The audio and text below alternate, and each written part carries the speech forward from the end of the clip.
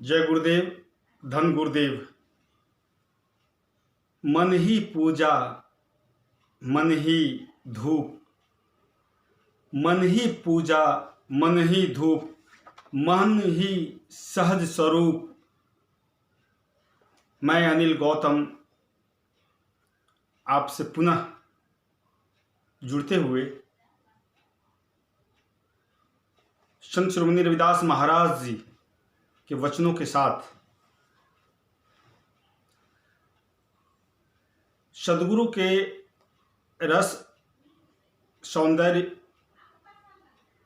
सद्गुरु के प्रेम और सद्गुरु के बेगमपुरा को एहसास करते हुए, महसूस करते हुए आपसे जुड़ने का मौका मिल रहा है। मन ही पूजा, मन ही धूप, मन ही सहज स्वरूप। वचन में है, पूजा अर्चना न जानूं तेरी, कह रैदास यह गति मेरी। श्रम को ईश्वर जान के जो पूजे दिन रैन, रैदास ऐसे लोगों को मिले सदा सुख चैन। सद्गुरु कहते हैं, मन ही पूजा, मन ही धूप। जब सद्गुरु मन ही पूजा कहते हैं तो आपके मन, आपके चित्त की बात करते हैं। मन को ही पूजा बनाने की बात करते हैं। मन को ही दीपक, मन को ही बाती बनाने की बात करते हैं। मन को ही परमात्मा और मन को ही आत्मा बनाने की बात करते हैं। चूंकि संसार में अगर हमें श्रेष्ठ जीवन को जीना है तो बाहरी भटकाव से स्वयं को रोकना होगा और अंदर झांकना होगा, जहां हमारे सद्गुरु विराजमान हैं। और अंदर हम तब झांकेंगे जब बाहरी पूजा से, बाहरी आकर्षण से, बाहरी भाग दौड़ से स्वयं को रोक पाएंगे। इसलिए सद्गुरु कहते हैं कि मन ही पूजा, मन ही धूप, मन ही सहज स्वरूप। आप उसे जिस रूप में देखना चाहते हैं, उस रूप में आप तब देख पाएंगे जब आपके जीवन में मन के द्वारा एक मार्ग बनाएंगे और मन के द्वारा उसे देख पाने में सक्षम होंगे। ये सक्षमता तब आपको मिलेगा जब बाहरी भटकाव से स्वयं को रोक पाएंगे। इस शरीर को आप मंदिर बनाओ और शरीर के अंदर जो हृदय है, जो आत्मा है, उस आत्मा रूपी दीपक को जलाओ। फिर पूजा की थाली आपके हाथों का बेकार लगने लगेगा और अंदर मन का पूजा,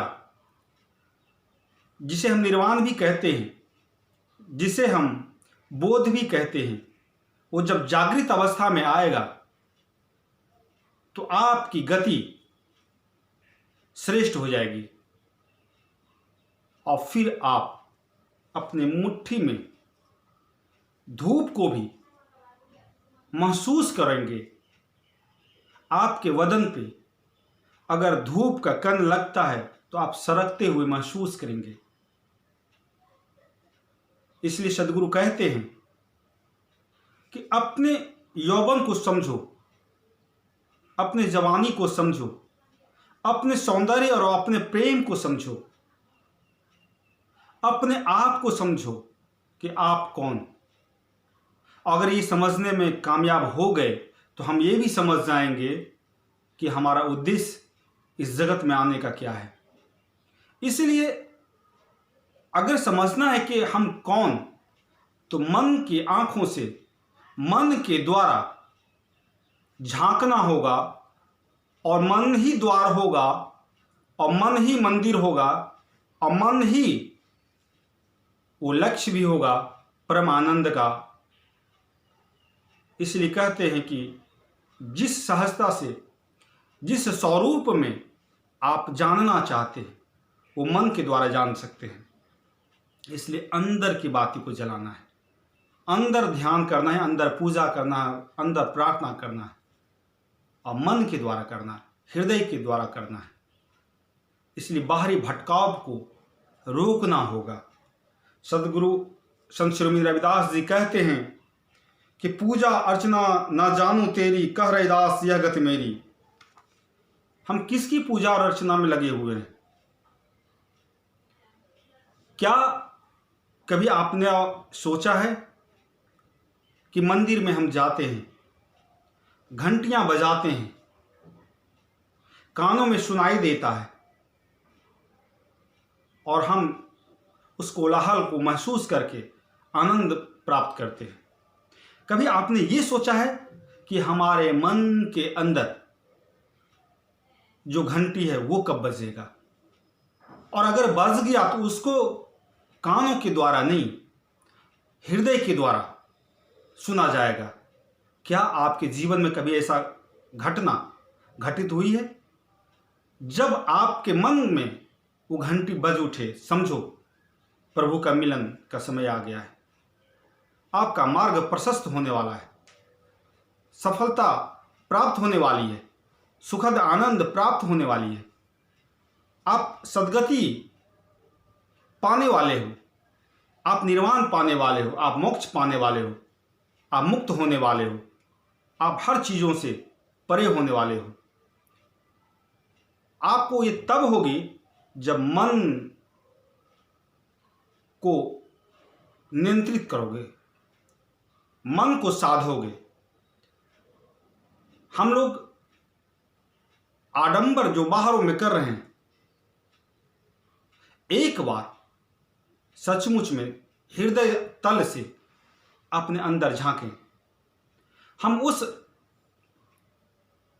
हिरण की तरह हैं जिसकी नाभि में खुशबू तो है, कस्तूरी तो है, लेकिन पूरा जंगल छान मार रहे हैं, ढूंढ रहे हैं कि आखिर ये खुशबू कहाँ से आ रही है। एक बार जरा मुड़ के तो देखें कि वो जो खुशबू है, वो जो सौंदर्य है, वह जो प्रेम है, सब अंदर ही है। जिस दिन हम ये समझ जाएंगे उस दिन हम ठहर जाएंगे, हम रुक जाएंगे, और जिस दिन हम रुक गए उस दिन हम परम सत्ता की ओर चल पड़ेंगे। जब कहते हैं सदगुरु पूजा अर्चना न जानू तेरी, कैसी पूजा अर्चना? अगर हम बाहरी भागदौड़ को जीवन समझ रहे हैं तो अंदर के ठहराव को फिर क्या समझेंगे? अगर हम बाहरी घंटियों को, बाहरी कोलाहल को हम प्रार्थना समझ रहे हैं तो अंदर के भाव को हम क्या समझेंगे? अगर हम बाहरी दिखावा को अपना सत्ता समझ रहे हैं तो अंदर के सत्ता को कब समझेंगे? यही हम चूक रहे हैं। इसलिए सदगुरु संत शिरोमणि रविदास जी कहते हैं कि मन ही पूजा, मन ही धूप, मन ही सहज स्वरूप, पूजा अर्चना न जानू तेरी, कह रविदास यह गति मेरी। श्रम को ईश्वर जान के जो पूजे दिन रैन, श्रम को ईश्वर जान के, जो हमारा कार्य है, जो हम श्रम करते हैं, चाहे वो हमारे जीवन यापन से संबंधित हो, चाहे हमारा दैहिक हो, चाहे हमारा मानसिक हो, चाहे हमारा आत्मिक हो, अगर उस श्रम से हम रिश्ता कायम कर लें तो जिसे पाने के लिए हम भटक रहे हैं उसी क्षण हम प्राप्त कर लेंगे। हम सदगुरु के चरणों में आ जाएंगे, सदगुरु जहाँ पहुँचाना चाहते हैं वहाँ पहुँच जाएंगे, परम सत्ता को प्राप्त कर लेंगे। ये समझना बहुत ही ज़रूरी है कहते हैं सदगुरु रैदास, ऐसे लोगों को मिले सदा सुख चैन जो श्रम को ईश्वर मानकर पूजा किया है, अर्चना किया है, प्रार्थना किया है, उसके जीवन में शांति मिली है, उसके जीवन में सौंदर्य का आभास हुआ है, उसके जीवन में प्रेम स्थापित हुआ है, उसके जीवन से राग द्वेष बाहर गया है, उसके जीवन में सद्बोध की प्राप्ति हुई है, बोध का गमन हुआ है, उसके जीवन में वो सब कुछ मिला है जो वो सचमुच में पाना चाहता है। लेकिन कब? जब हम अपने जीवन को समझेंगे, हम अपने उस स्तर को समझेंगे जहाँ से प्रारंभ है आनंद का, जहाँ से प्रारंभ है शांति का, प्रेम का, जहाँ से प्रारंभ है सद्गति का, निर्वाण का, जहाँ से प्रारंभ है परम सत्ता का। और सद्गुरु परम सत्ता की ओर ले जाने के लिए ही तो आपसे बात कर रहे हैं कि अपने मन को नियंत्रित करो। अगर हम मन को नियंत्रित करते हैं, हम अपने आप को नियंत्रित कर पाएंगे। यही तो बार बार मैं कह रहा हूं कि जब तक अपने आप को नहीं साधोगे, जब तक आपके जीवन में ठहराव नहीं आएगा, जब तक आपका चित्त शांत नहीं होगा, रुकेगा नहीं, तब तक हमारा जीवन में उथल पुथल होगा और हम वह प्राप्त नहीं कर पाएंगे जो प्राप्त करने के लिए हम इस सृष्टि में आए हैं। श्रम को ईश्वर मानकर अगर हम पूजेंगे, हमारे घर में संपन्नता होगी, शांति होगी, प्रेम होगा और वह सब कुछ होगा जो सद्गुरु देना चाहते हैं। सद्गुरु के माध्यम से सब कुछ वह मिलेगा जो हम सचमुच में चाहते हैं।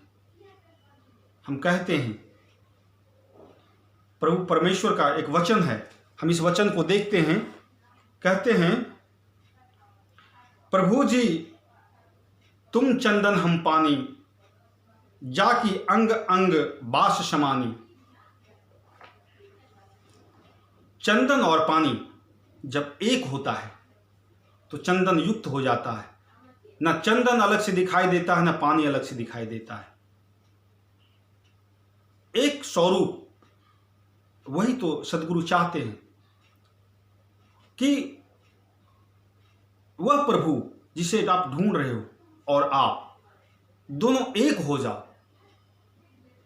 और एक अगर हो गए तो जीवन सफल हो गया। सद्गुरु कहते हैं, प्रभु जी तुम घनवन हम मोरा, जैसे चितवन चंद चकोरा। प्रभु जी तुम दीपक हम बाती, जाकी ज्योति बरे दिन राती। एक मार्ग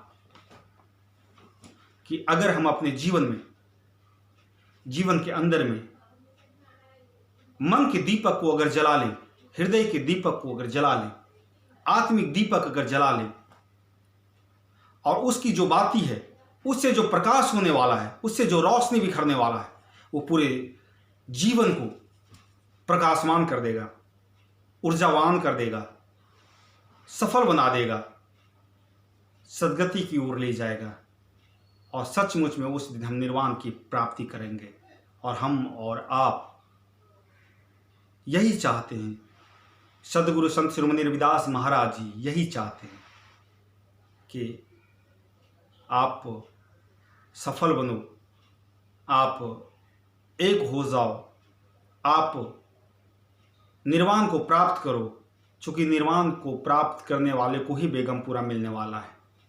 उस भवसागर नैया से पार करो, खुद ही नाविक बनो, खुद को नाव बनाओ, खुद को भवसागर बनाओ और खुद ही उसका खवैया बनो और पहुँचो। जैसे भी पहुँचना है पहुँचो। जिस दिन आप पहुँच गए उस दिन आपका जीवन सफल हो गया, श्रेष्ठ हो गया। जीवन जीने का अर्थ, प्रभु के दिए हुए जीवन का मूल, उसके उद्देश्य की पूर्ति हो गया। वह जो कराना चाहता है आपके हाथ हो वो करने में आप कामयाब हो जाएंगे। और आप भी यही चाहते हैं, सद्गुरु संत शिरोमणि रविदास महाराज भी यही चाहते हैं, हम भी यही चाहते हैं। आज से आप भी यही चाहो। जय गुरुदेव, धन गुरुदेव।